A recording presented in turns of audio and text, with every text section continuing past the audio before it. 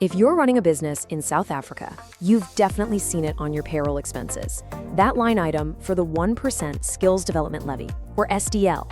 So today, we're going to break down exactly what that is, where your money goes, and more importantly, why it might just be one of the most powerful and misunderstood tools you have. So, let me just ask you straight up. Does your company pay this levy?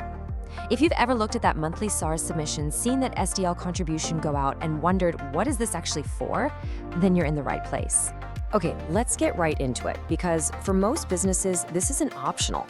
If your company's total annual payroll is going to be more than R500,000, paying this 1% levy is mandatory. It's the law, simple as that.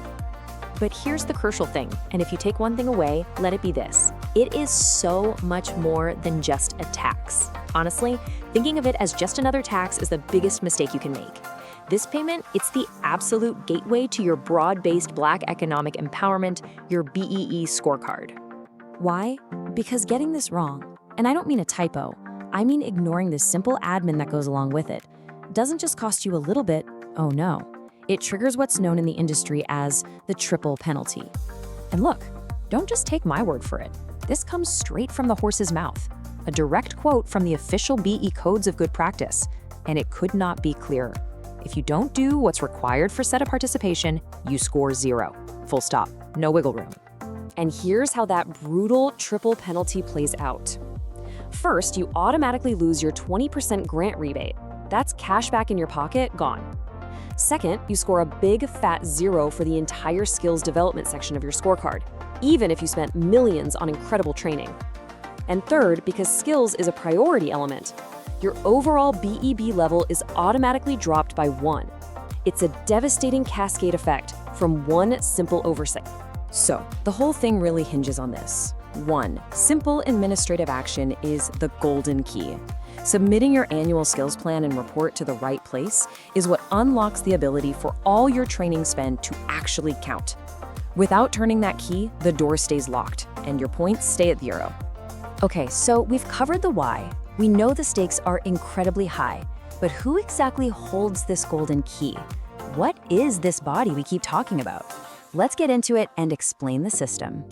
That body is called a SETA. It stands for Sector Education and Training Authority. But forget the long name for a second. Just think of it like this. It's an organization dedicated to one thing: managing and funding the skills development for a specific slice of the economy, using the money collected from companies in that very slice. Now, the entire South African economy is carved up into 21 distinct sectors. And you guessed it, each one of those sectors has its very own dedicated SETA. And you can see just how diverse they are, right? You've got the MICT SETA for everything tech, media, and advertising. There's SETA for construction. You've got the WNRSE SETA, which covers every single shop and supermarket. And then there's Agro SETA for the entire farming and food value chain. Each one is a specialist in its own world. So you pay your 1% levy to SARS. Where does it actually go? Well, it gets split. 20% of it goes into the National Skills Fund for big, countrywide projects. But the vast majority, a full 80%, is channeled directly to your specific industry's SETA. Your money goes to your industry. And from that 80% your SETA receives, it gets broken down even more. Now, a slice goes to admin, of course. But look at the big pieces of the pie. 20% is ring-fenced for those mandatory grants. That's the direct rebate for doing your paperwork. And a massive 49.5% goes into a pool for discretionary grants. Add those up, that means a whopping 69.5% of the funds are designed to flow right back to companies like yours. Which, of course, brings us to the question you've been waiting for. How do you get your money back? This is where this whole thing transforms from a compliance headache into a really powerful strategic opportunity.